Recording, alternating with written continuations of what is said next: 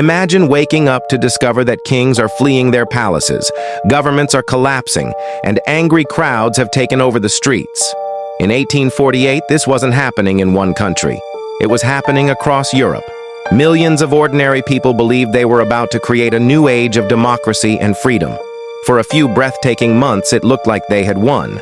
But within a year, almost everything had fallen apart. Why did the largest wave of revolutions in European history fail? And how did a defeated revolution end up changing Europe forever? This is the incredible story of the revolutions of 1848. The years before 1848 were difficult. Europe's rulers had spent decades suppressing political freedoms after the defeat of Napoleon. Many governments were authoritarian. Ordinary people had little say in how they were governed. Then disaster struck.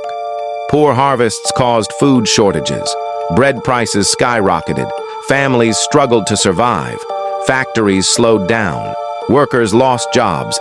Across Europe, frustration turned into anger. Students demanded reforms. Workers demanded better conditions. The continent had become a powder keg. All it needed was a spark. The spark came from France. In February 1848, citizens gathered in Paris to protest corruption and demand political reform. The government attempted to stop the demonstrations. The decision backfired. Crowds flooded the streets. Barricades appeared overnight. Angry citizens clashed with soldiers. As violence escalated, support for the king collapsed. King Louis-Philippe realized his reign was ending. Disguised as an ordinary citizen, he fled Paris. The monarchy had fallen. France declared a republic once again. News of the revolution spread like wildfire across Europe. People everywhere wondered, if the French could overthrow a king, why couldn't they? The shockwaves reached Vienna, capital of the Austrian Empire. For decades, Austria had been dominated by one powerful statesman, Prince Clemens von Metternich. Metternich believed revolutions were dangerous. He spent years crushing movements for democracy. But now the people had had enough.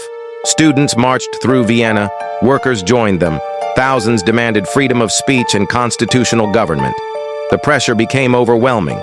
Metternich, once the most powerful man in Europe, fled the city. Crowds celebrated. A symbol of the old order had fallen. In the German states, revolutionaries had another goal. Germany was not yet a united nation. Instead, dozens of separate states existed under different rulers. Many Germans dreamed of unity. In 1848, representatives gathered in Frankfurt. Their mission was historic: create a constitution. For months, they debated. Hope filled the assembly halls. But there was one problem. The revolutionaries lacked real power. When they finally offered the German crown to the King of Prussia, he refused. Without military support, their dream collapsed. Meanwhile, Italy was also in turmoil. At the time, Italy was divided into multiple states. Many regions were controlled directly or indirectly by Austria. Nationalists wanted independence. Revolutionary movements erupted across Italian cities. Citizens joined the uprising, and confrontations spread through the city streets. Volunteers joined the struggle.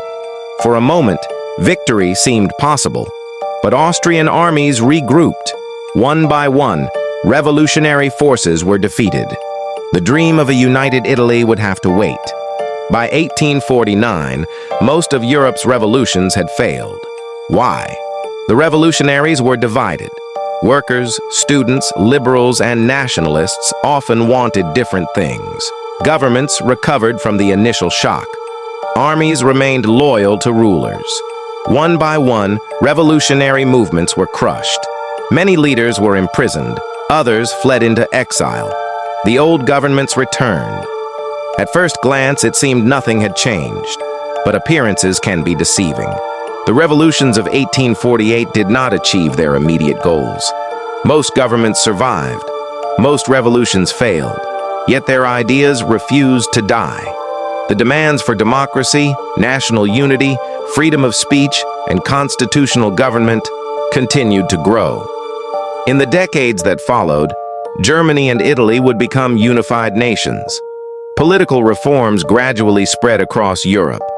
The revolutions had been defeated, but the future they imagined was already on its way. 1848 became known as the Springtime of Nations, a year when millions dared to believe that ordinary people could reshape history. And although many lost the battle, their ideas would eventually help transform Europe forever. If you enjoyed this journey into history, don't forget to like this video, subscribe for more untold historical stories, and share it with someone who loves discovering the past. Until next time.